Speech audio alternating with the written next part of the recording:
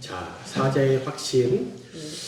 네, 이게 사제의 확신 지난번에 제가 살짝 언급드렸죠. 승리 확신 뒤에 사제의 확신이 붙어 있는 이유. 그죠? 기억나시나요? 말씀하셨어요.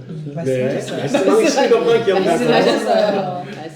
네, 진리의 승리 확신이 우리가 하나님이 예수 그리스도께서 승리하신 것을 확신하고 믿으면 항상 피할 길이기 때문에 승리할 수 있다. 그러나 우리가 믿음으로 나아가지 못하고 실패하고 승리하지 못했을 때 그렇게 범죄한 거잖아요. 예, 승리하지 못했다는 말은 곧 범죄했다는 얘기죠. 그때 사죄의 확신이 필요하다는 거죠. 나는 안 돼. 또 망했어. 난 또 실패야. 그게 아니라 그럼에도 불구하고 우리는 사죄의 확신이 있기 때문에 다시 또 일어나서 돌아올 수 있다. 예. 그런 영적 흐름 가운데 사죄의 확신이 나온 거겠죠.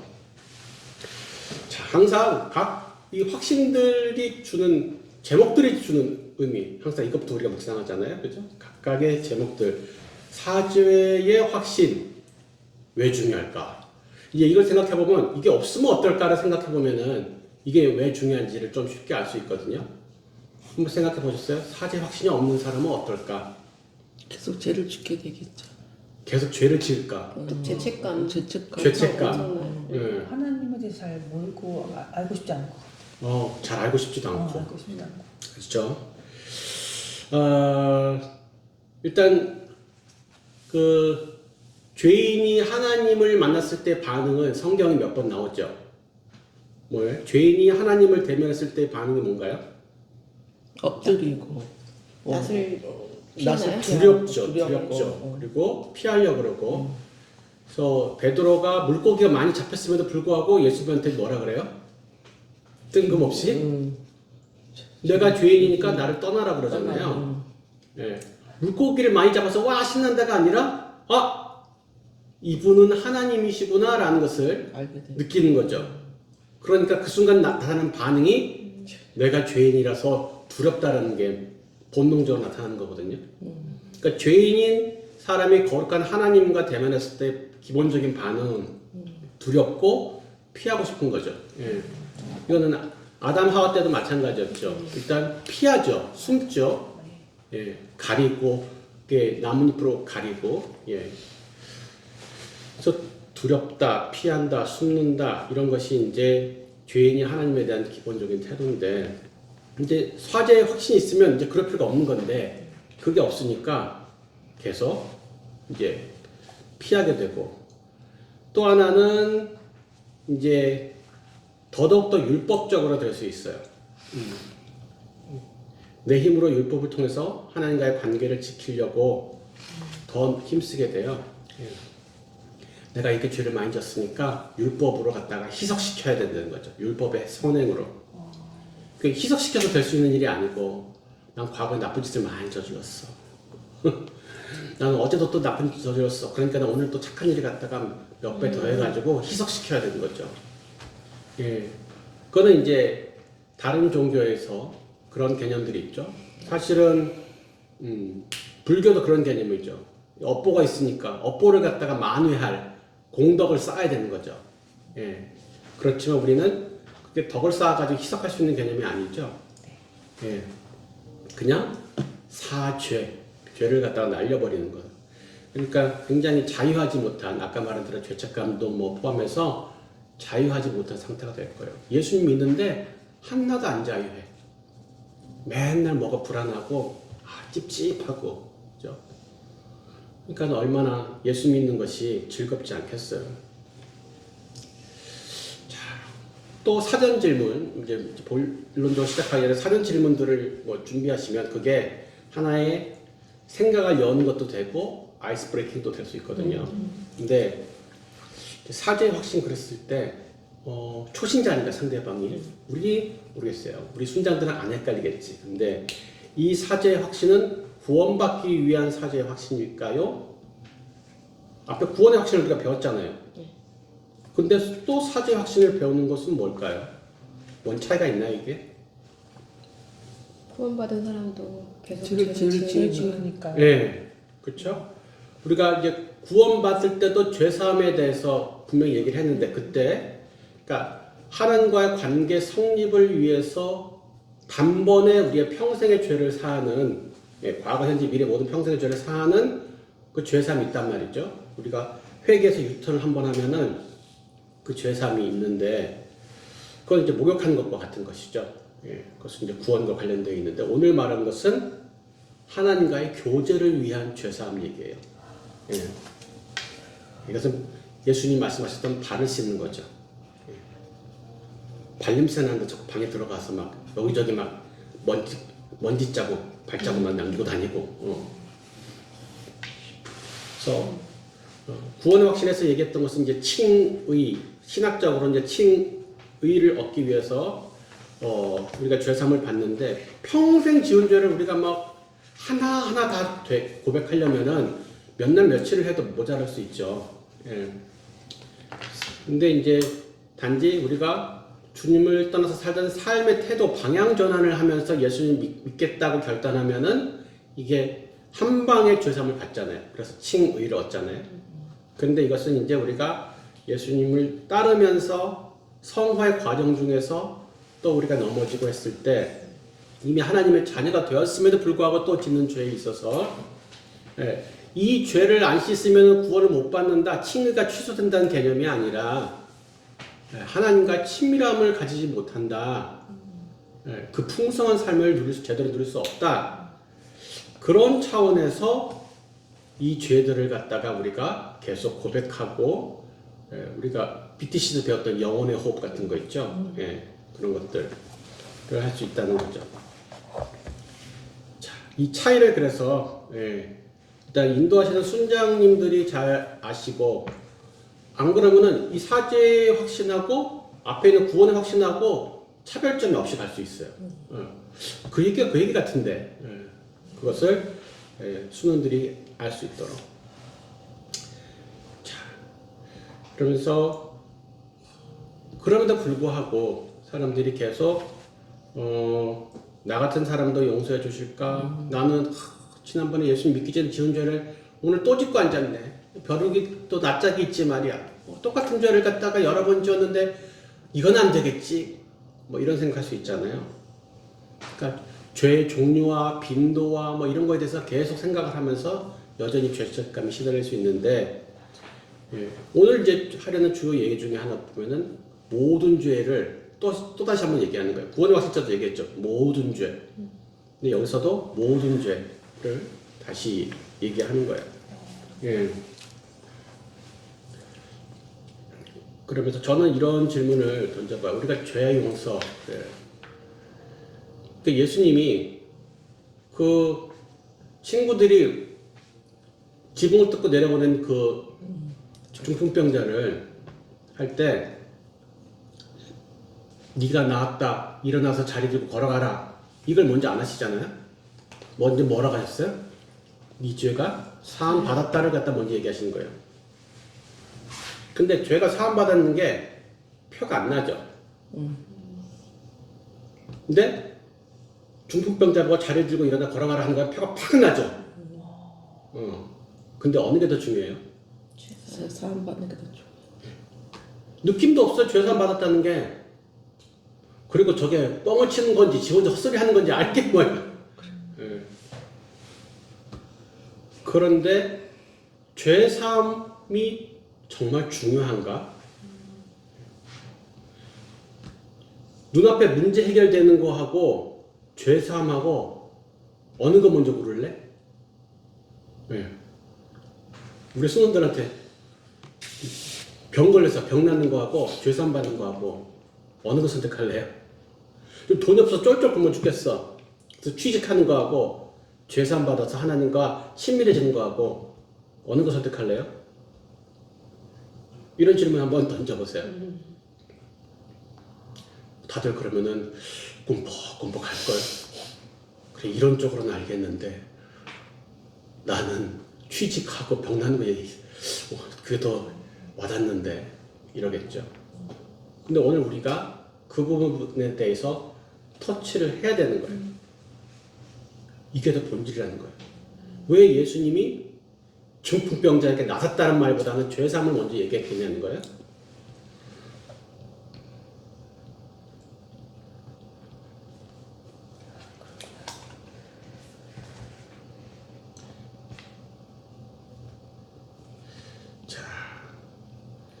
그래서 표면적인 눈앞의 문제들 해결과 본질적인 죄사함과 하나님과의 관계 회복 혹은 친밀함,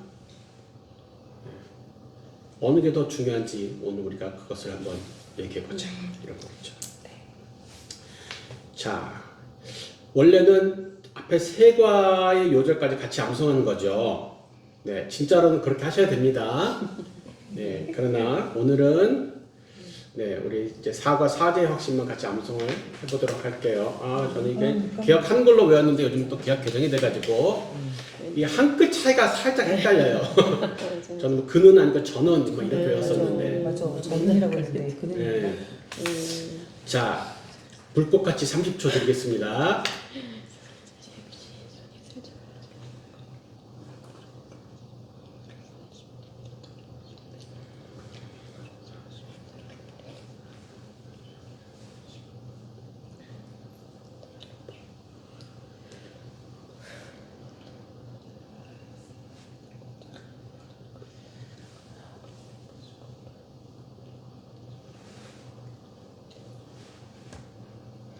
어둠이 않구나.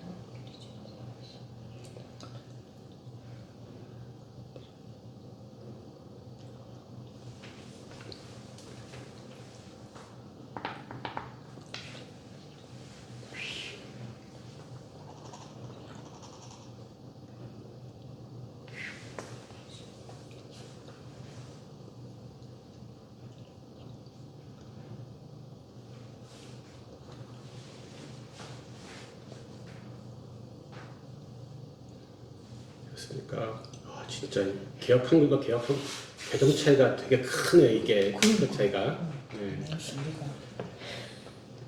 자, 사제의 확신 요한 1서 1장 9절 만약 우리가 우리 죄를 자백하면 그는 미쁘시고 의로우사 우리 죄를 사하시며 우리를 모든 불의에서 깨끗하게 하실 것이요 요한 1서 1장 9절. 사제의 확신 요한일서 1장 9절 만일 우리가 우리 죄를 자백하면 그는 미쁘시고 의로우사 우리 죄를 사하시며 우리를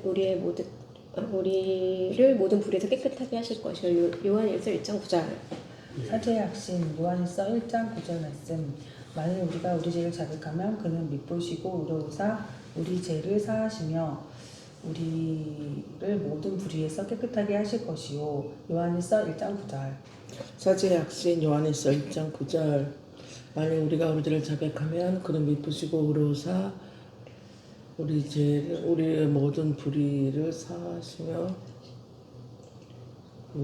다시 할게요. 만일 우리가 우리 죄를 사하시면 만일 우리가 우리 죄를 자백하면 그는 미쁘시고 의로우사 우리를 모든 불의에서 깨끗하게 하실 것이요. 중간에 하나 빠졌는데. 네, 우리 죄를 사하시며. 네. 모든 죄를 한 마디만 하지 비슷한 말을 두 마디 해가지고 뭐 헷갈리게. 네, 좋습니다. 자, 이제 숲을 볼 차례죠. 숲. 예, 요한일서 1장 9절 전체의 숲이 무엇일까 큰 그림을 보도록 하겠습니다. 네, 우리 명예자매님이 그 네 가지 답을 한번 해주실까요? 요한일서 1장 9절 하나님께서는 당신의 죄에 대해 당신이 무엇하기를 원하십니까? 자백하기를 원하십니다. 자백한다는 뜻이 무슨 뜻입니까? 자기가 한 일을 스스로 말하는 것. 하나님께서는 어떠한 분이시기에 우리의 죄를 용서해 주십니까? 하나님은 미쁘시고 의로우신 분이기 때문에 당신이 죄를 자백할 때 하나님께서는 또 어떤 일을 해 주십니까? 우리를 모든 불의에서 깨끗하게 하십니다. 네.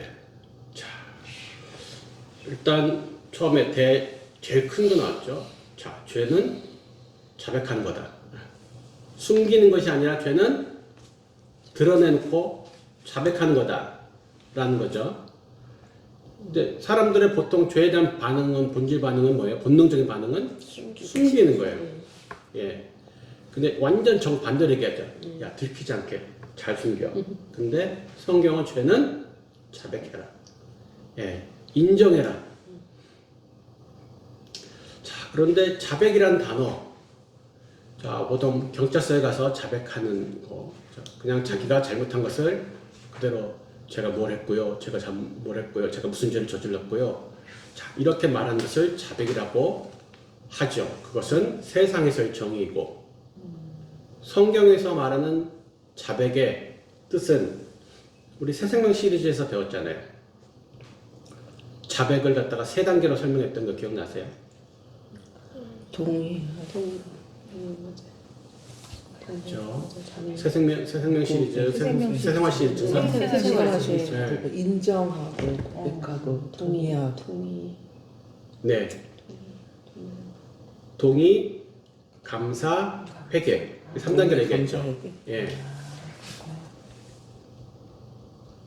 그래서 자맥한다는 것 안에 이제 우리의 개념은 동의와 감사, 회개가 다 포함된 개념이 자백인 거죠. 그래서 일단 제일 1차적 동의 부분이죠. 동의 부분. 근데 이거는 뭘 동의한다는 거죠? 하나님께서 죄를 지적했을 때 그 죄가 그렇죠. 그렇죠. 예.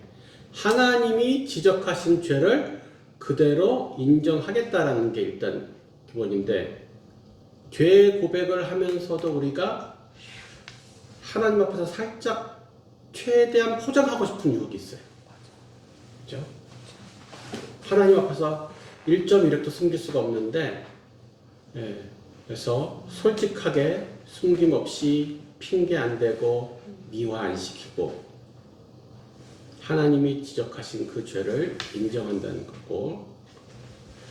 자, 근데 감사를 왜 집어넣냐? 예. 예. 자백할 때 감사를 왜 집어넣을까요? 죄인 줄 알게 하니까 감사한 거 죄인을 아닐까? 인정하니까.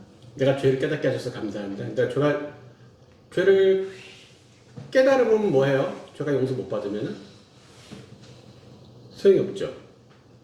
그러니까 감사는 용서해 주심에 대한 믿음의 표현이죠. 예. 내가 죄를 깨닫는 것은 당연히 감사하죠. 그런데 나는 죄를 깨달았는데 하나님이 알았어. 죄인지 알았어? 그래, 어디 한번 제대로 맞아보자. 그래. 너도 인정하지? 예, 선생님들이나 아니면 뭐 부모님들 그럴 때 있죠. 뭐든 잘못했다 그러면 너도 네 잘못인지 알겠지? 이제 제대로 맞아. 엎드려 뻗쳐! 이런 거잖아요. 그게 아니라 용서해 주심에 대한 믿음이 있으니까 죄를 자백한단 말이에요. 네. 그래서 감사. 그 다음에 회개는 죄를 버리는 것이죠. 예. 죄를 끊는다는 의지의 표현이죠. 예.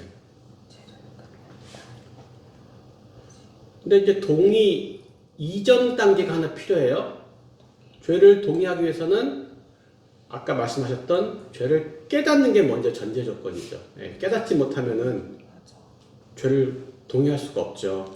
그래서 그러기 위해서는 하나님의 말씀과 성령의 조명이 필요한 거예요. 우리가 죄도 고백을 할 때 많이 오해하는 게 내가 죄를 생각해내가지고 고백하려는 거예요. 내가 빨래 짜듯 치약 짜듯 죄를 쭉쭉 짜가지고 어디 내가 생각 못한 죄가 없나? 이거 다 빠뜨리면 안 되는데 해가지고 막 죄를 막 내가 쥐어 짜네. 그렇게 만들어내서 고백하는 건 아니에요. 죄 고백은 성령께서 말씀으로 조명해서 비춰주셨을 때 깨닫게 하시면 그걸 고백하면 되는 거고, 아무리 기도를 해도 주님이 생각나게 하시는 게 없으면은 감사하면 돼요. 성령께서 지금 나에게 말씀하실 죄가 없구나라고 하시면 되는 것이죠. 그래서 철저히 죄 고백, 왜냐하면 하나님이 지적하시는 죄를 갖다 인정하는 거기 때문에, 예. 죄 고백도 내 중심이 아니라 하나님 중심적인 죄 고백 하는 거죠. 자, 아까 하나님께서 어떤 분이시기에 우리의 죄를 용서하십니까 그랬는데, 아까 미쁘시다와 의로우시다 두 개를 했어요. 자, 미쁘시다는 요즘 자주 쓰는 단어로 믿음직스럽다. 믿음직스럽다 혹은 신실하시다 이런 단어죠. 자, 죄는 누가 용서할 수 있습니까? 하나님만 용서할 수 있는데, 거기에 하나님의 죄를 용서하시는 것에 대해서 두 가지를 얘기한 거예요. 하나는 그분의 성품인 거죠. 예.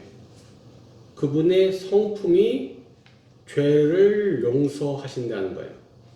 그리고 용서하시겠다고 약속하시면 그 약속을 지키신다는 거죠. 근데 의로심이란 것은 뭘까요? 그분이 죄 사는 것과 그분이 의로우신 것과 무슨 관계? 공의하지 공의와 거룩이 하나님.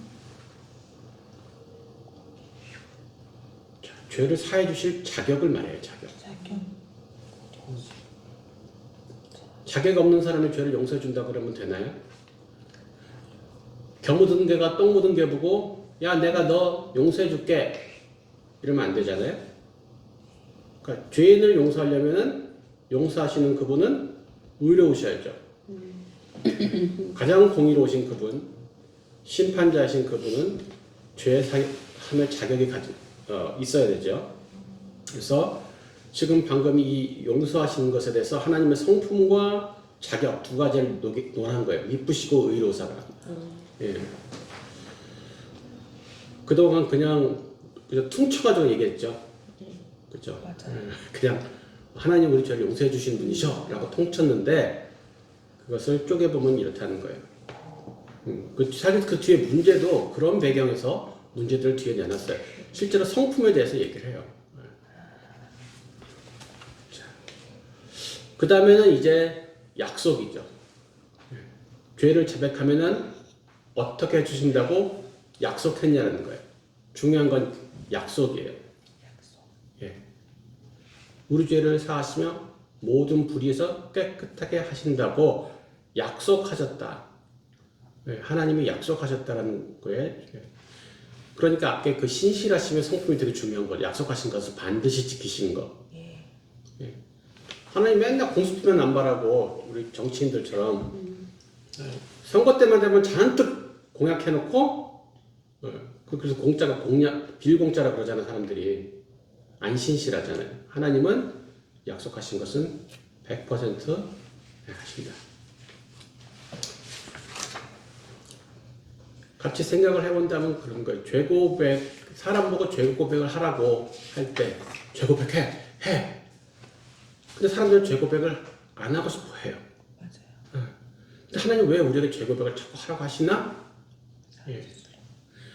만약에 우리가 죄고백의 결과가 혼나고 벌받는 거고 쫓겨나는 거면은 누가 죄고백을 하겠어요? 아무도 안 하고 싶겠죠.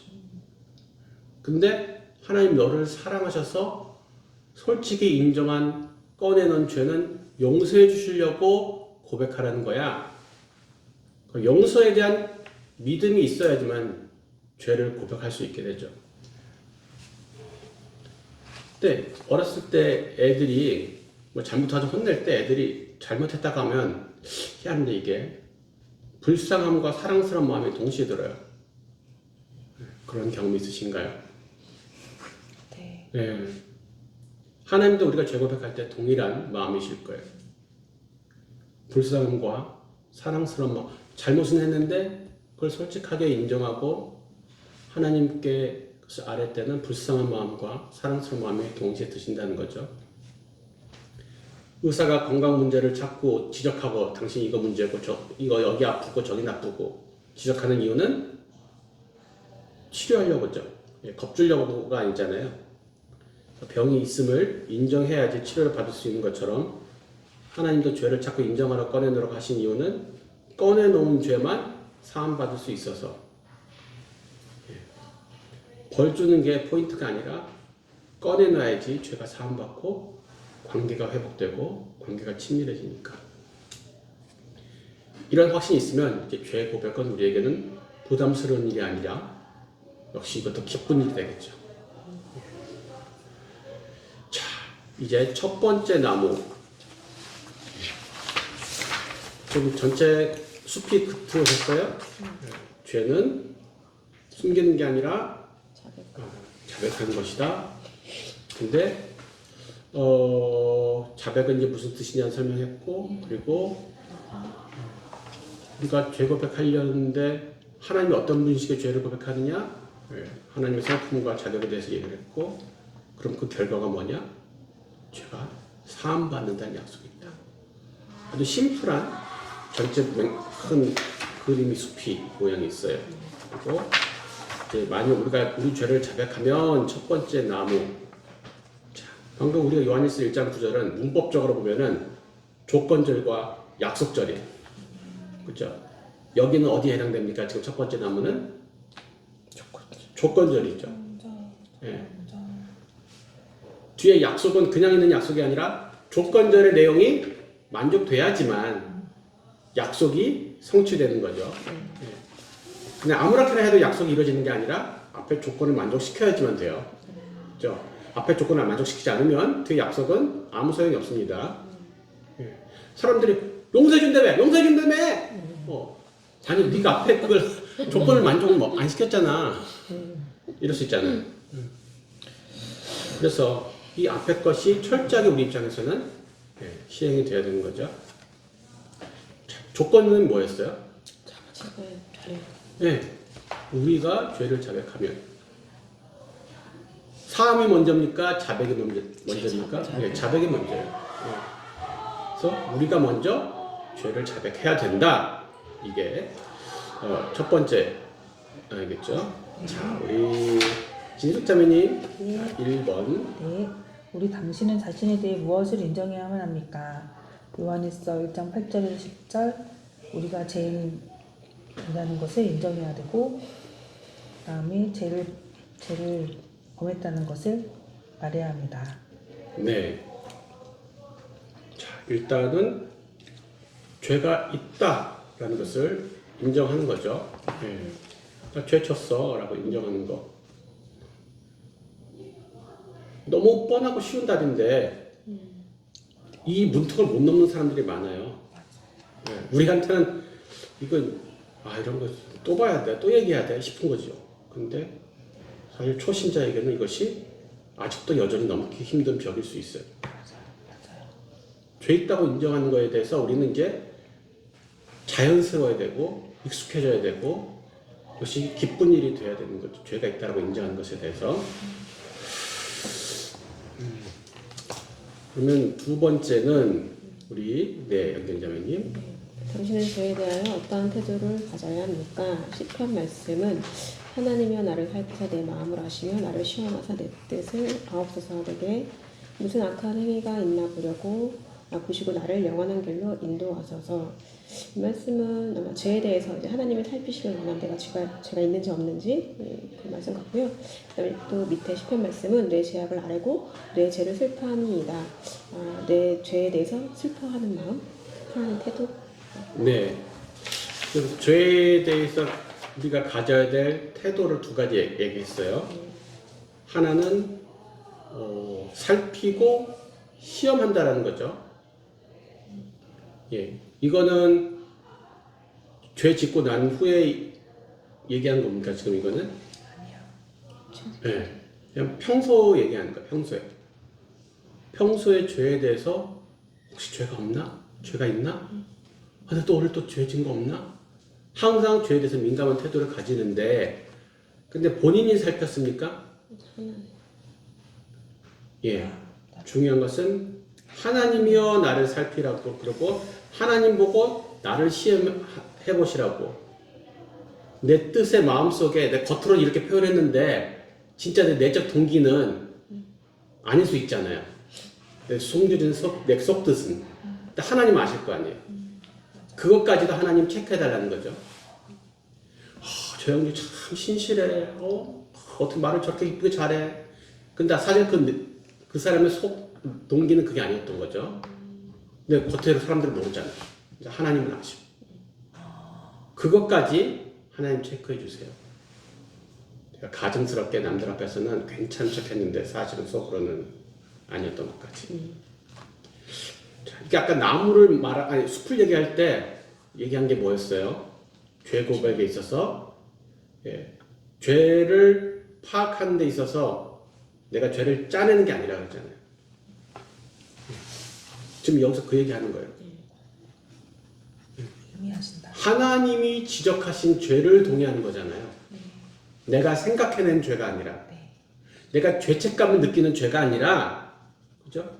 내가 죄책감을 느끼는 죄는 이 사죄의 확신이 없는 사람이면 계속 죄를 짓지도 않았는데도 이미 다 사해졌는데도 하나님이 생각지도 않으시도 자기 혼자 계속 할 수 있잖아요. 그러니까 내가 내가 느끼는, 내가 생각하기에가 죄 고백에 이 죄를 살피는데 기준이 아니라는 거죠. 하나님이, 성령님이 살피고 지적하시는 거.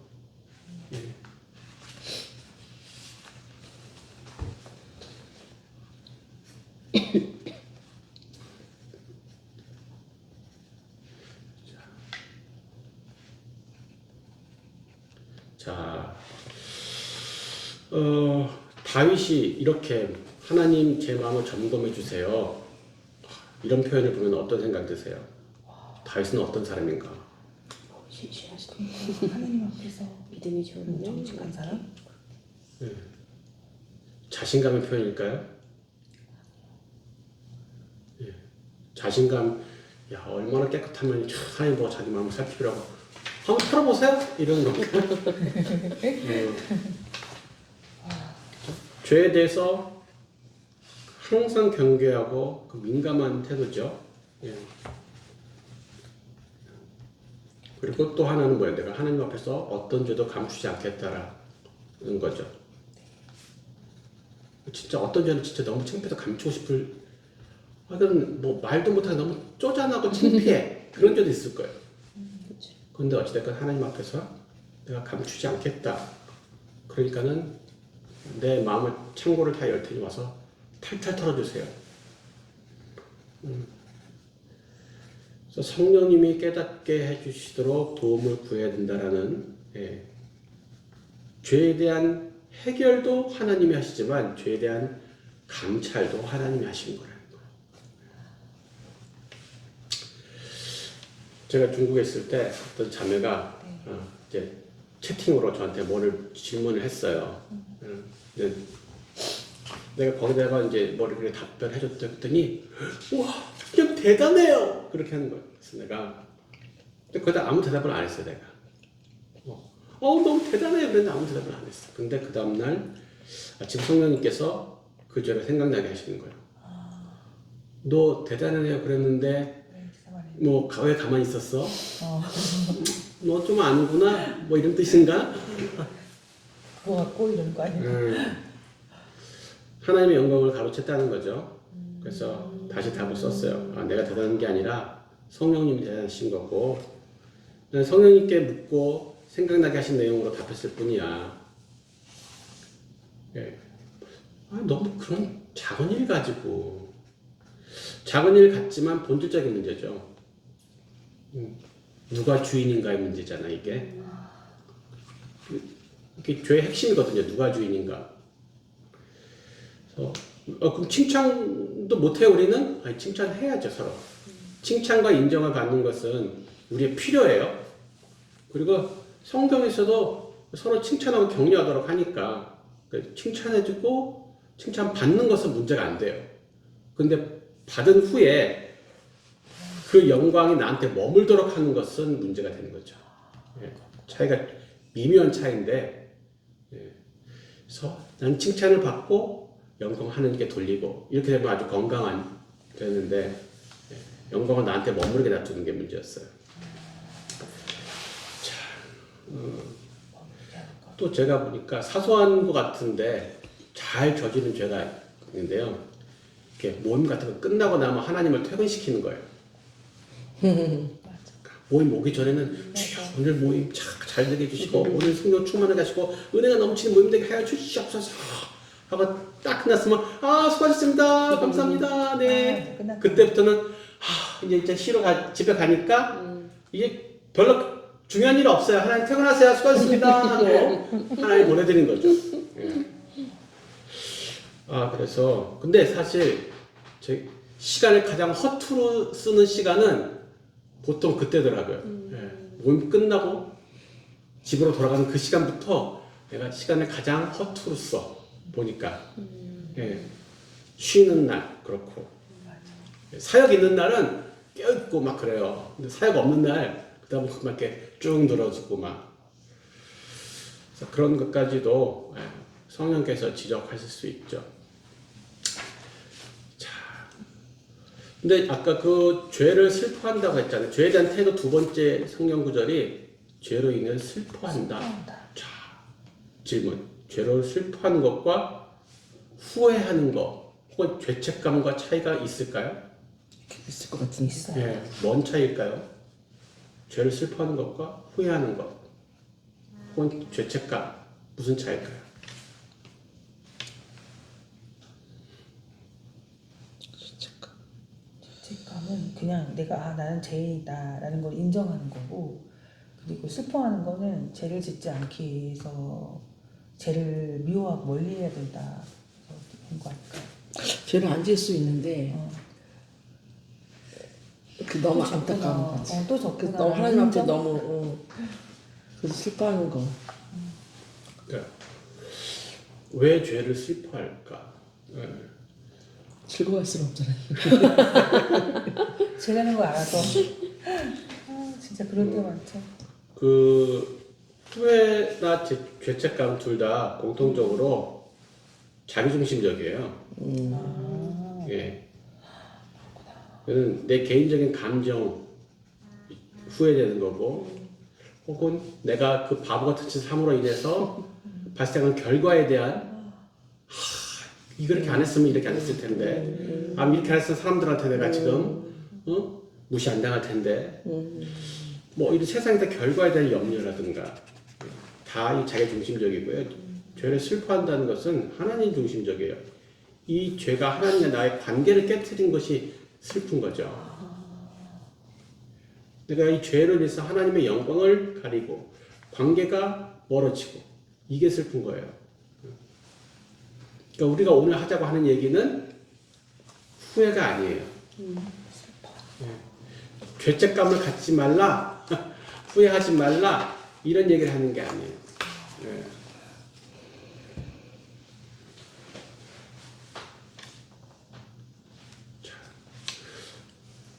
그러니까 문제 하나하나 성경 구절 하나하나를 갖다가 자꾸 이렇게 생각하는 관점이 이 말 흔히 잘 알고 있다, 익숙하다는 이 단어를 갖다가 뒤집어 봐요. 자꾸 뒤집개로.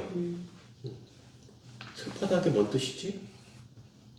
그럼 비슷한 말 또 뭐가 있을까? 후회. 애통. 뭐 차이지? 이런 식으로 제가 비교해서 생각을 해봐야지 그 단어를 더 명확하게 알 수가 있어요. 예.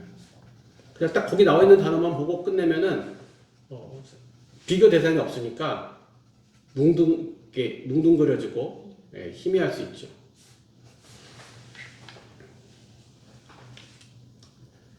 자, 그러면 죄를 자백함과 동시에 무엇이 따라야 합니까? 네, 양혜자매님. 잠언 28장 13절.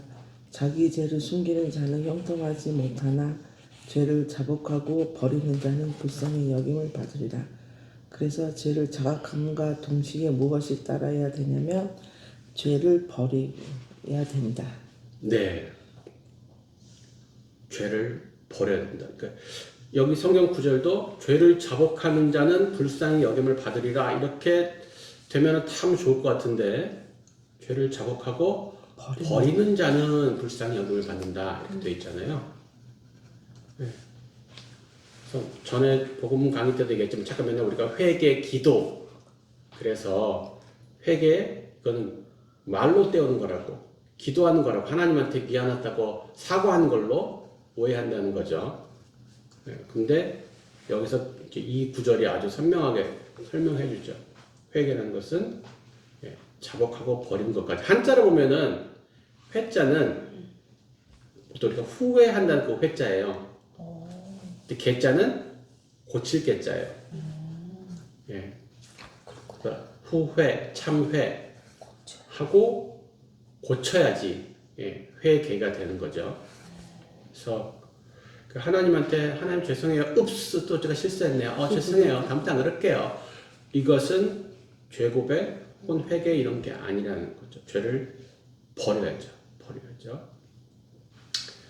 그래서 회개는 말로만 끝나지 않는다는 거죠. 일반적으로. 말은 안 했는데 돌이키는 행위를 했으면은 인정이 아니에요? 오히려 이게 인정이에요. 그게 진짜 회개라는 거죠. 우리가 오늘 죄 고백을 얘기하다 보니까 말의 중심 포인트가 가 있는데 말 같은 거 생략하고 바로 그냥 딱 고쳤어. 그거 인정. 말로 고백 엄청 풍성하게 했어요, 막. 근데 안 고쳤어. 이거는 노 카운트. 그러면서 얘기했던 게 삭개오 사례 있잖아요. 그죠? 삭개오 막 울며 불면서 막 회개 기도 안 했다고. 그냥 바로 자기가 그 삥 뜯은 돈들 갖다가 다시 환급하겠다는 거잖아요. 환원하겠다는 거. 그럼 그게 회개한 거예요, 그게.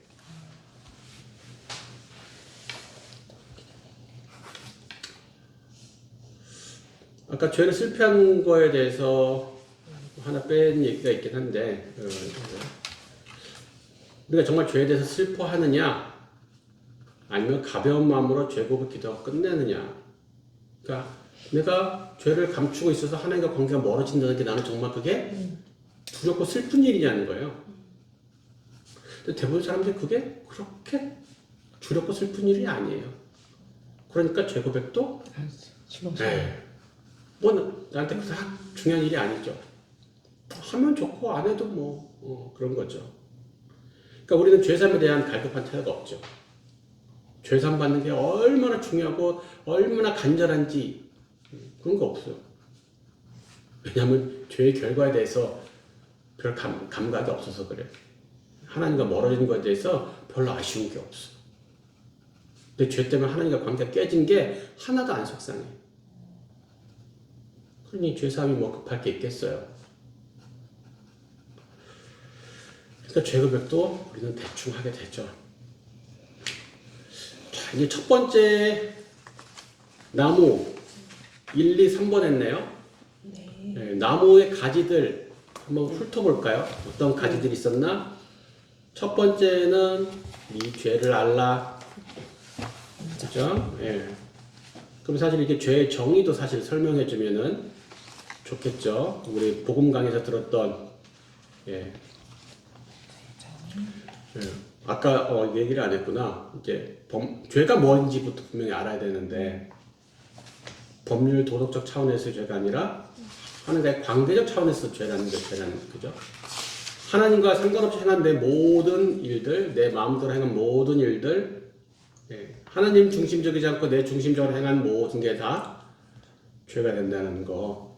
그래서 1번 문제에서는 그 죄가 있다는 걸 인정하는데 죄가 뭐냐? 이제 이런 것들을 우리가 했고 이제 2번에서는 죄에 대한 태도에 대해서 얘기했죠. 그렇죠? 죄에 대해서 민감해야 되고 하나님이 성령님이 알려주셔야 된다는 거 그리고 미워하고 슬퍼야 된다. 안 그러면은 죄 고백이라는 치트키를 가져가서 너무 쉽게 할 수 있겠죠. 쉽게 죄 짓고 쉽게 고백하고 괜찮아 또 회개하면 돼. 그리고 죄 고백은 말로만 하는 게 아니라 행위에 돌이킴을 하는 거다. 이게 첫 번째 나무에 관련된 가지였어요. 그죠? 우리가 우리 죄를 자백하면 관련된 가지들이죠. 이번엔 나무가 두 그룹밖에 없어요. 사과는. 좋죠. 네. 자, 저는 미쁘시고 의로우사 사하시며 깨끗해 하실 것이요. 자, 두 번째 나무 이것은 아까 문법적으로 무슨 절 우리 말씀드렸죠? 주관된 결과. 그건 약속절. 아까는 조건절, 그건 약속절. 근데 약속절을 하면서 자, 다시 떠올려 봅시다. 아까 숲에서 뭘 얘기했었나? 성품. 그렇죠. 하나님의 성품 얘기했었고, 그리고 그렇죠. 그리고 사죄의 근거가 뭔지 우리가 얘기할 거고, 최종적으로 사죄에 대한 약속을 또 얘기할 거예요.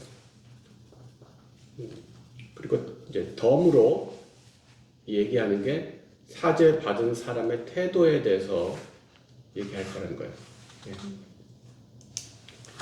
자, 4번 진숙자매님 차례죠? 네. 네. 시편 86편 5절에는 하나님께서 어떤 분으로 묘사되어 있습니까? 선하시고 용서하기를 즐겨하시며 부르짖는 자에게 인자함이 후하신 분입니다. 자, 거기서 핵심 단어를 한번 골라보세요. 그냥 성경을 쭉 읽었는데, 즐기시며 예.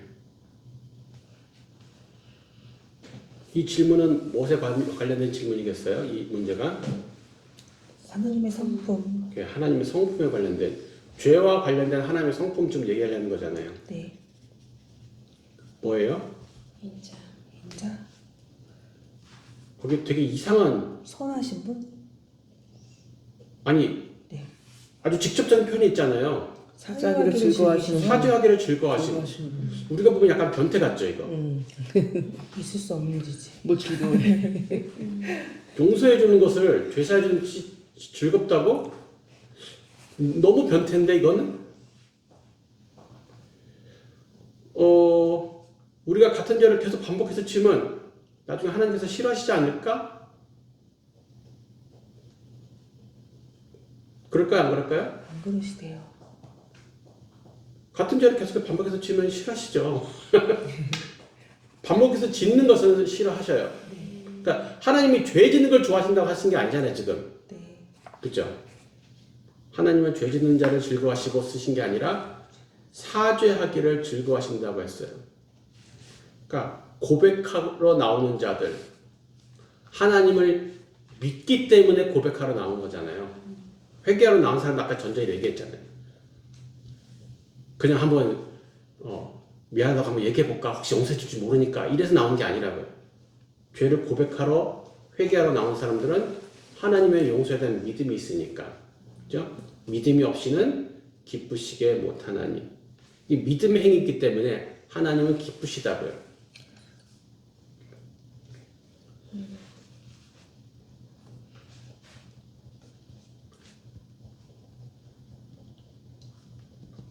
예, 죄 고백은 믿음의 행위예요.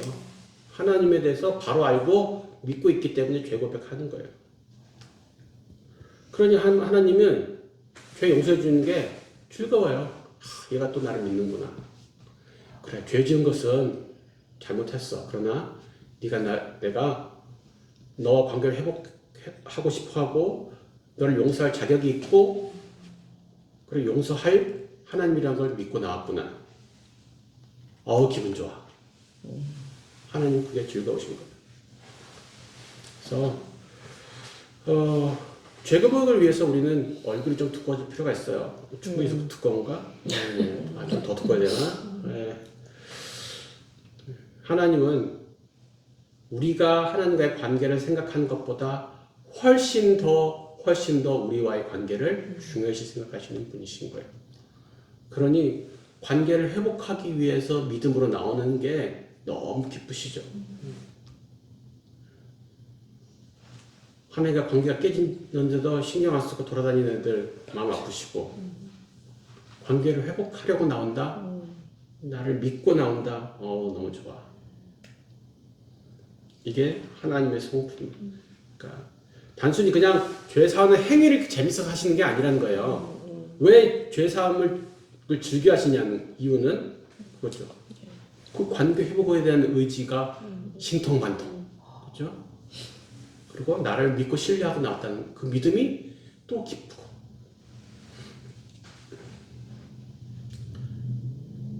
자, 그 다음에 그럼 죄사함 받는 근거는 뭐냐?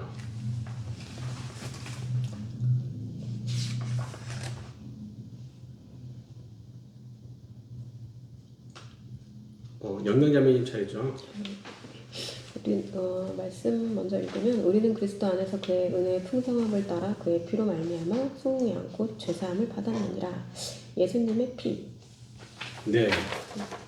자, 지금 이제 죄사함을 해준다고 하는 그 약속절 하고 있는데, 자, 그러면 우리가 그냥 빌기만 하면 잘못했어요, 손이 발이 되게 빌고 하면은 죄는 용서되느냐?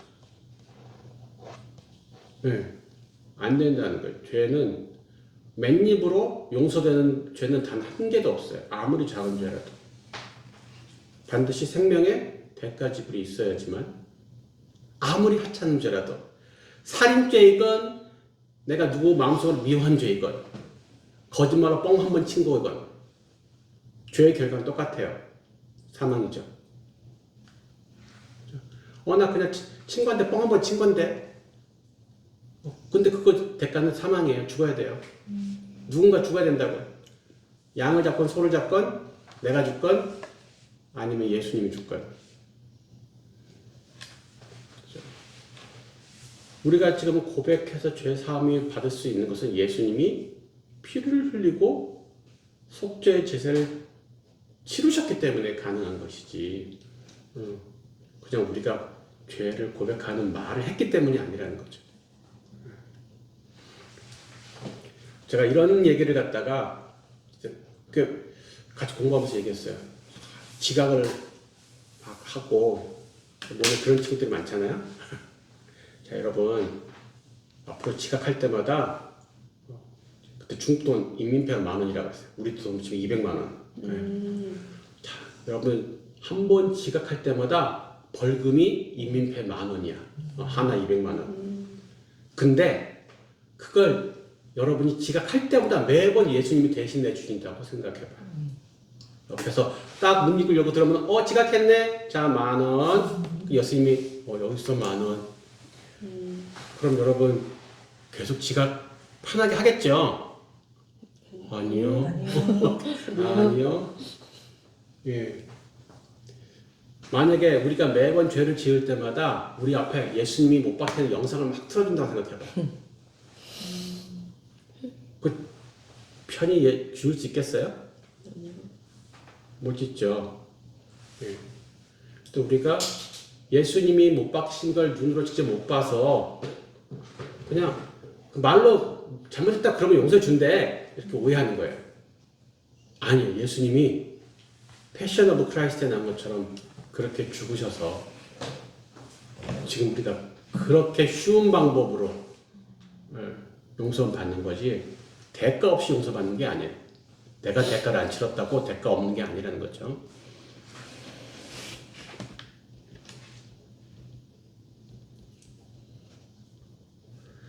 자, 6번 이 명예자매님 6번이요. 그리스도 희생에 대하여 히브리서 10장 12절은 무엇이라고 말해주고 있습니까? 오직 그리스도는 죄를 위하여 한 영원한 제사를 드리고 하나님 우편에 앉으사. 네. 오직 그리스도는 죄를 위하여 영원한 제사를 드렸다. 여기에 한 번의 영원한 제사. 그렇죠? 예. 아까는 이제 사죄의 근거를 얘기한 거야. 앞에 거는. 그렇죠? 맨입으로 죄 안 사해진다. 반드시 피 흘림에 희생이 있어야지 죄가 사해지는데 그럼 6번에서 하려고 하는 것은 죄 사함에 그 제사를 드린 것의 효력을 얘기하는 거예요. 효력 범위. 왜냐하면 죄 사함이라고 했을 때 사람들이 계속 믿었지 않고 죄책감을 느끼는 이유가 뭐냐면 예수님이란 분의 한 번의 제사의 효력 범위가 어디까지인지를 잘 몰라서 그래. 확신하지 못해서. 과거, 현재, 미래, 그리고 큰 죄, 작은 죄, 적게 지은 죄, 많이 지은 죄 이런 거 구분 없이 그죠? 경중과 다소에 상관없이 그래서 그 죄사함이라는 목적이 있는데 효력 범위가 무진장하다. 예. 모든 사람, 모든 세대, 모든 종류 예. 죄의 경중, 죄의 다소 이 한 영원한 제사에 다 포함되는 게 이런 거라는 거예요. 영접하기 전까지는 예수님의 보혈로 용서받고 이제부터는 별도의 대가로 용서를 치러서 받는 게 아니라는 거. 그렇죠? 예수님 2000년 전에 돌아가실 때 한 번에 드린 제사가 과거, 현재, 미래 모든 죄값을 다 치렀다. 지난번에 얘기했는데 그때 내가 과거에 지은 죄건 미래에 지은 죄건 예수님 2000년 전의 시점에서 보면 다 미래죠. 어차피 시점은 상관이 없고 그때 제가 이게 장부에 달아두는 개념이라고 말씀드렸죠. 오늘까지는 얼마나 치 먹었어? 자, 오늘까지는 내가 결제해줬으니까 내일부터 네 돈으로 결제해. 이런 게 아니라 얘가 밥 먹은 거 다 내 장부에 달아둬. 이 개념이라는 거. 전부 통째로. 뭐 선착순 몇 명, 서기 몇 년도까지만 유한한 제사가 아니라 예수님의 속죄제 효력은 무한대이다. 설마 이런 죄도? 설마 그런 죄도. 이게 한 영원한 제사의 의미예요. 그러니까 뭔가 자기는 남들보다 좀 특별하게 죄를 지었다고 생각하는 사람이 있을 수 있어요. 더 죄질이 나쁜 죄라든가 더 많이 지었다든가. 그래서 자신이 없는 거죠. 너희들은 쉽게 용서받을 수 있을지 몰라도 나는 안 돼. 너희들은 내가 무슨 짓을 저질렀는지 몰라. 예수님 아시는데 예수님의 한 번의 영원한 제사에는 그것도 포함이야. 다 포함돼. 자, 명예자매님 7번 주실까요? 당신이 이미 자백한 죄에 대하여 계속 죄의 의식을 느끼는 것은 어리석은 일입니다. 왜 그렇습니까? 히브리서 10장 17절 말씀은 또 그들의 죄와 그들의 불법을 내가 다시 기억하지 아니하리라 하셨으니 계속 죄의 의식을 갖는 것은 하나님이 그 죄를 기억하지 않는데 사람으로 그 죄에 대해서 죄책감을 갖기 때문에. 네. 자, 그 죄를 지은 사실이 있죠. 근데 하나님은 기억하지 않으시는데 나는 기억해요. 지금 그 차이잖아요. 나는 계속 기억나는 거예요. 그게 이제 죄의식이죠. 죄책감이고. 자, 그러니까 하나님은 용서하셨다고 말하는데 내가 계속 죄책감을 떨칠 수 없어서 집회 때마다 계속 같은 죄를 가지고 고백해요. 계속 울거먹어. 자, 죄사함과 죄책감은 반드시 일치하지 않을 수 있죠. 사죄의 결과와 사죄의 느낌은 일치하지 않을 수 있다는 거예요. 아까 말씀드린 그 중풍병자, 지붕 뜯고 내리는 중풍병자, 네 죄를 사했다고 말씀하시는데 무슨 느낌이 있었겠어요? 본인도 주변 사람도 아무런 느낌, 좀 뭐라는 거냐? 쥐가 뭔데 죄를 사해? 그리고 그거 뭘로 증명할 거야? 그렇잖아요. 그죠? 이 땅에서 눈으로 보이는 걸로 입증이 안 돼요. 죄사함이라는 게. 믿음의 영역이지 감각의 영역이 아니잖아요. 죄사함이라는 게. 하나님께서 죄를 사해 주신다고 약속하셨지 죄책감을 없애주겠다고 약속하신 게 아니란 말이죠. 그러니까 죄책감은 내가 죄사함을 믿지 못해서 남아있는 것이지 죄가 사해지지 않아서 남아있는 게 아니란 거예요.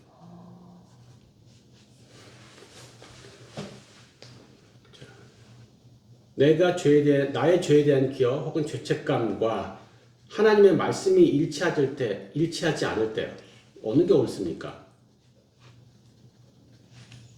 내가 느끼는 죄에 대한 죄책감 그 느낌과 하나님 말씀이 일치하지 않을 때 어느 게 맞아요? 하나님 말씀이 옳아요. 자주 얘기하잖아요. 생생한 나의 느낌보다 슴슴한 하나님 말씀. 네. 내 느낌이 아무리 생생하고 강력해도 슴슴한 하나님 말씀이 옳은 거예요.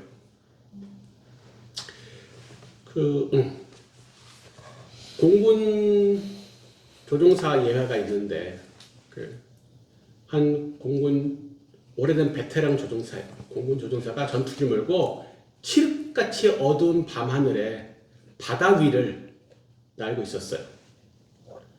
그러니까 하늘도 칠흑 같고 밑에 아래 바다도 칠흑 같아요. 근데 이 사람은 너무 베테랑이야.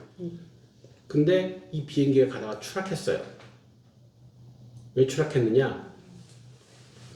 이 사람이 자기가 베테랑이기 때문에 자신의 느낌을 신뢰했어요. 근데 위도 칠흑 같고 아래도 칠흑 같기 때문에 착시 현상이 올 수 있어요. 느낌이 약간 잘못될 수 있어요. 그래서 비행기가 살짝 고도가 아래쪽으로 내려가고 있는데 자기는 비행기가 올라가고 있다고 느끼는 거죠. 그래서 내려가고 있으니까 어떻게 올려야 되는데 조종간을 올려야 되는데 오히려 더 내린 거예요. 그래서 밑으로 그냥 꼬라박은 거죠. 그래서 추락한 거예요. 이 사람이 자기 느낌을 의지하지 않고 계기판을 봤으면 되는데 계기판은 정확하게 지금 우리가 고도가 낮은지 높은지 설명을 해줬을 텐데 이 사람이 자기 느낌 따라 베테랑이니까 그래서 추락한 거라는 거죠. 그러니까 나름대로 자기 인생이 베테랑인 거죠. 자기들이 내 인생은 내가 알아. 나는 내가 잘 알아. 그래서 그 느낌을 의지하면 안 되고 계기판인 말씀을 갖다가 봐야 된다는 거예요. 하나님 용서하셨으면 나도 이제 용서하는 게 필요하다. 그러니까 하나님 용서하신 것을 내가 용서하지 못하는 것도 일종의 교만이에요.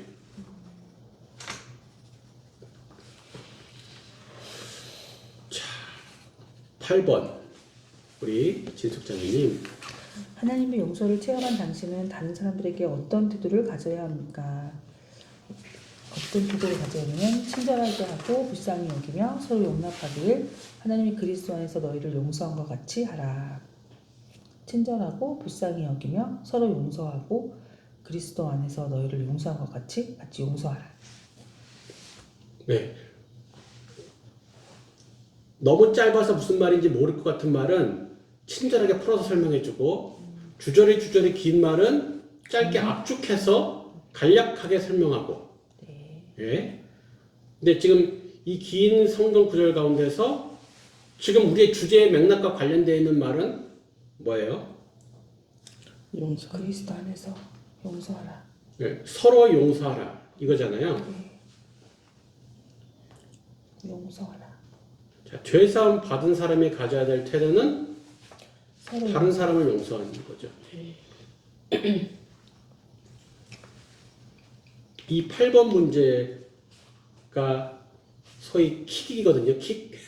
아, 왜냐면 이 8번 문제를 우리가 못하면 앞에서 1번부터 7번까지 얘기한 게 그럼 입 아프게 말한 거예요. 그냥. 서로 용서. 나 용서함 받은 것만 챙기고 다른 사람 용서하지 못하겠다는 것은 내가 용서함 받은 것 자체가 다 헛수고라는 거죠. 이게. 아, 참. 그래서 8번이 이 죄사함에 관련돼서 사죄를 얘기할 때 반드시 다른 사람을 용서하는 것까지 연결이 돼야지 내 죄 용서받는 것만 머물면은 여전히 이기적인 예. 자기 편리를 위해서 죄사함을 갖다 이제 믿게 되겠죠. 맞아. 자, 하나님의 용서를 받은 사람이 다른 사람을 용서하는 것은 땡땡이다. 땡땡. 응? 의무겠죠. 예. 하나님의 용서를 받은 사람이 다른 사람을 용서하는 것은 당연한 의무예요. 그런데 용서를 체험하지 못한 사람이 다른 사람을 용서할 수 있을까요? 아니요. 예. 그래서 하나님의 용서를 경험한 사람만이 다른 사람을 진정으로 용서할 수가 또 있어요. 이게 단순한 의무, 나는 내 죄 문제도 아직 해결 못하고 아둥바둥 되는데 그래서 다른 사람을 용서해야 의무라니까 이게 아니라 용서함 받았기 때문에 용서하는 것이 당연하다는 거지. 내가 용서 못 받았는데 다른 사람은 어떻게 용서해? 용서가 불가능해요. 다른 사람을. 그러니까 다른 사람 용서 못하겠다는 사람들 그는 아직 자기 죄 용서함에 대해서 잘 모르는 거예요. 그러니까 용서를 못하는 거예요. 아, 내 죄 용서 받았다. 그건 나도 알아. 근데 왜 쟤 용서 못해? 그건 다른 거지. 나는 하나님한테 죄진 거고 쟤는 나한테 죄졌잖아. 이렇게 되는 거죠. 그래서 다른 사람을 용서하지 못한다는 것은 하나님의 용서를 경험하지 못했다는 것과도 같은 거예요. 죄사함을 하는 것에 관계를 회복한 사람은 용서함으로 다른 사람과의 관계도 회복해야 되죠. 용서 않고 계속 있으면은 누가 제일 손해예요? 자기 자신. 자신. 예.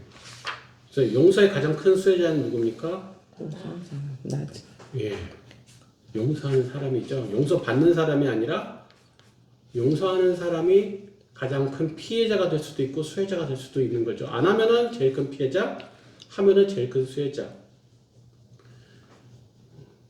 왜냐하면 용서가 내 마음에 묶인 결박을 푸는 행위라서 그렇죠. 용서하지 않고 있을 때는 우리 안에 결박이 있어요. 묶임이 있다는 거죠. 용서하지 않고 있으면서 마음 편하게 있는 사람은 아무도 없어요. 누구를 볼 때마다 계속 분노가 치밀고 일을 버덕버덕 하는데 마음이 편한 사람이 아무도 없어요. 그래서 나 자신을 위해서라도 결박을 끊어야 되는데 그게 결박을 칼로 끊지 않죠. 용서로 결박을 끊는 것이죠. 두 번째 나무 4번부터 8번까지였어요. 한번 생각나시나요? 4번 문제에서는 죄사함을 위한 전제를 얘기했죠. 죄사함 해준, 제사 준다는 약속이 나와 있는 건데 첫 번째 가지는 하나님의 그 성품을 얘기했죠. 죄사함을 즐겨하시고 인자하시다는 하나님의 성품. 5번에서는 그래, 죄를 사해주겠다는데 뭔 근거로? 죄사함의 근거를 얘기했죠. 예수님의 보혈로. 죄 용서해 준다며 다 해줘? 왜냐면 그 영원한 제사, 예수님의 영원한 제사가 모든 죄에 대해서 효력 범위가 미치기 때문에 그렇죠. 그래서 보혈의 효력에 대해서 6번 얘기했고, 7번은 그 확실한 죄사함을 얘기하면서 하나님이 기억도 안 하신다 이렇게 했어요. 그는 하나님이 기억을 못 하시는 거하고는 다른 거죠. 하나님이 기억을 못 하시는 겁니까? 기억하지 않으시는 겁니까? 기억하지 않으신다. 성경 구절 방금 다시 보셨어요? 하나님 기억 못 하신다고 되어 있지 않고 기억하지 않으신다고 되어 있어요. 자, 이거는 하나님이 건망증이 있어서 기억을 못 하시는 게 아니라 의지적으로 기억하지 않으신다는 거잖아요. 그죠? 그래서 우리의 느낌과 말씀 사이에서 말씀을 신뢰해라. 그리고 자신을 용서해라. 이런 얘기를 했어요. 그리고 8번에서는 진정으로 용서를 받았다면 다른 사람도 용서해야 된다. 그래서 만달란트 탕감 받았는데 100데나리온 용서 못하는 그 얘기가 나오잖아요. 그래서 그때 제가 얘기했던 게 기억이 나시나요? 이 1만 달란트가 얼마치 급여라고요? 대략 16만 년 정도, 17만 년이 좀 안 돼요. 그러니까 얼마인지는 따져서 의미가 없고요. 그냥 절대 못 갚는 금액이라는 뜻이에요. 그냥 1만 달란트라는 게. 100데나리온은 얼마나치 급여라고요? 100일치. 한 데나리온이 하루 급여예요. 하루 일당. 그러니까 3개월 열흘 정도의 급여죠. 일당 10만 원으로 치면은 1000만 원. 일당 20만 원으로 치면은 2천만 원이에요.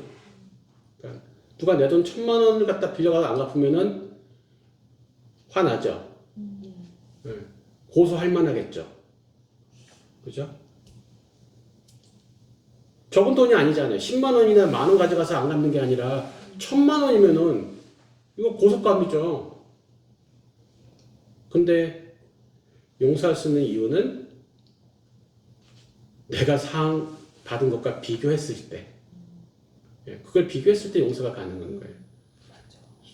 그래서 상대방이 나한테 범한 죄가 작아서 용서해 주는 게 아니라 내가 사함 받은 것이 워낙 크기 때문에 거기에 비하면 이것은 아무것도 아닌 거죠. 용서를 못하는 것은 자기가 얼마나 큰 죄를 용서받았는지 모르니까 용서 못하는 거라고.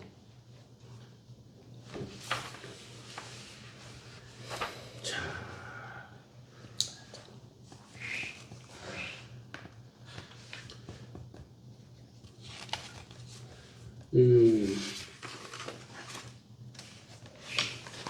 그런데 이제 추가적인 질문인데요. 제가 청년 때 이것 때문에 억울했는데. 자, 죄 고백을 하면 아무런 일도 없이 그냥 넘어가는 건가? 예. 죄 고백했으니까 하나님 용서 준다 했으니까 아무 벌도 안 받는 거야. 예. 이거 가지고 제가 혼자 왕따를 당했는데.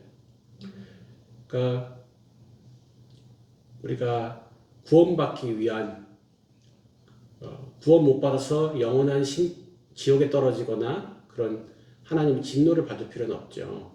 근데 하나님의 자녀로서 징계는 있을 수 있다. 그러니까 하나님의 자녀가 죄를 지었을 때 심판받는 정죄는 없어요. 다시 지옥 가고 뭐 이런 게 아니라, 근데 자녀가 자녀답게 살도록 훈계를 위한 징계가 있는 거죠. 이 차이를 알아야 돼. 징계는 자녀됨의 증거이고 하나님이 사랑하시는 표현이에요. 징계를 안 하면 오히려 사생자라니까요. 사생자. 버린 자식이죠. 자, 용서라는 것은 관계의 회복을 의미하는 거지 징계를 받는다 안 받는다의 문제가 아니라는 거예요. 우리는 용서해줬다 그러면은 이제 퉁치고 아무 벌도 안 받아 이렇게 오해를 하는데, 하나님 말씀하시는 용서라는 것은 너의 죄를 사해서 너와 나의 관계를 회복했다라는 거예요. 그러나 내가 너를 사랑하니 네가 다시는 죄를 지지 않도록 회초리는 좀 맞자. 이것을 죄의 대가로 봐요? 죄의 대가. 죄의 대가냐고요? 왜냐면은 그러니까 모든 죄는 대가가 따르잖아요. 태어났을 때부터 죽을 때까지 지는 모든 죄는 대가를 예수님이 치르셨죠. 그러니까 이 징계를 죄의 대가를 갚는 것으로 생각하지는 않는 거죠. 예. 그러면 예수님의 죽으심이 충분치 않은 거잖아요. 예수님의 피가. 예. 그러니까 이거는 죄의 대가를 갚기 위해서 징계를 받는 건 아니죠.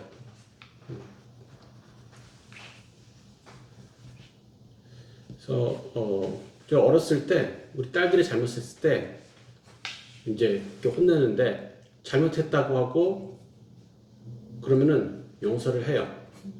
그리고 사랑스러운 마음이 들고 아까 막 불쌍한 마음이 든다고 그랬잖아요. 근데 이거는 잘못했으니까 이제 회초리는 맞아야 돼. 그러면은 얘가 죄를 인정했을 때 안 했을 때 하고 회초리 대수는 줄어들어요. 예, 정상 참작해서 근데 완전 회초리가 면제되지는 않아요. 그리고 그렇게 회초리를 갖다가 때리고 나서 아빠 고맙습니다 해야지. 아빠 고맙습니다. 그럼 또 콕 안 하죠. 그럼 또 집도 톡 앵겨. 예, 그런 거죠. 예, 그런 관계인 거예요. 시작할 때 그 질문 했었죠. 죄 지은 게 슬프냐? 이런 질문 했었잖아요. 그럼 역질문. 어떤 질문을 할 수 있을까? 죄 지은 게 슬프냐를 반대로 뒤집으면 어떤 질문을 할 수 있을까요? 용서를 구했을 때 기쁜가? 그렇죠. 죄사함 받은 게 정말 기쁜가? 죄사함 받았다는 게 정말 기쁜가요?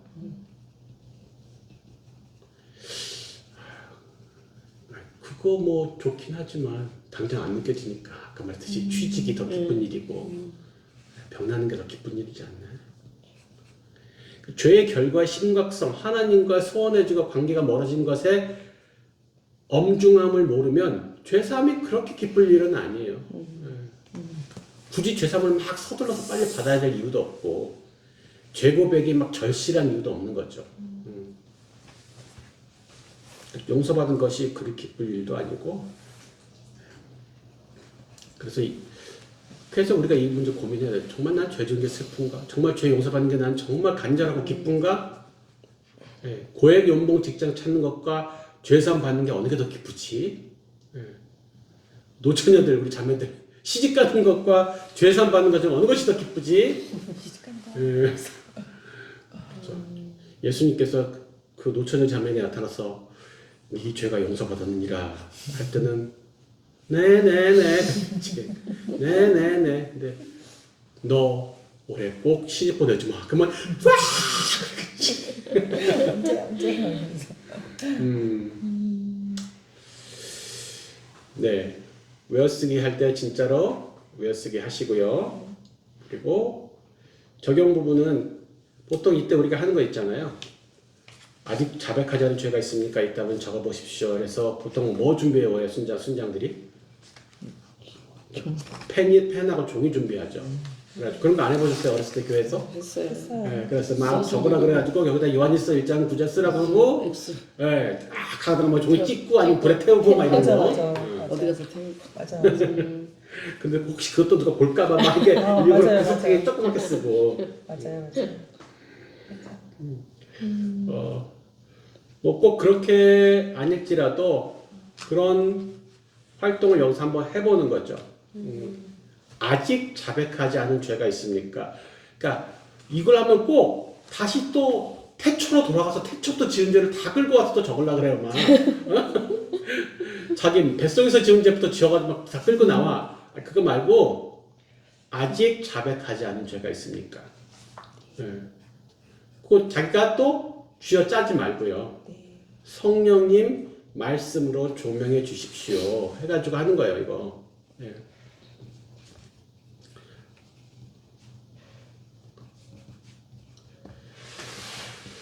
그렇게 해서 적어보시고 요한일서 1장 9절의 약속을 주장하십시오.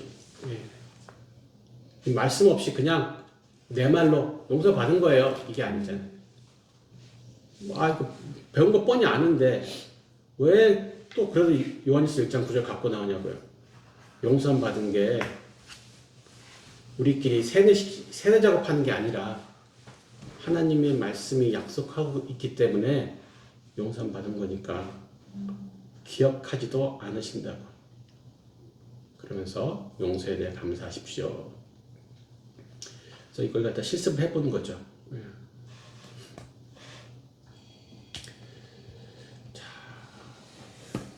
그리고 끝에 정리는 누가 합니까? 예. 순원이 정리를 하고 나면 그 다음에 순장은 뭐 해줘요? 요약. 잘못된 수정. 네. 네. 보완. 강조. 네, 세 개 다 수정, 맞죠? 보완, 강조. 그렇죠. 수정 보완 강조를 해주는 거죠.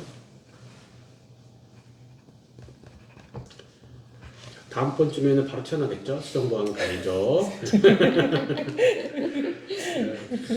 우리 머리가 참 단단해요. 그리고 순환이 마지막 마무리 기도를 하도록 하면은 되겠습니다.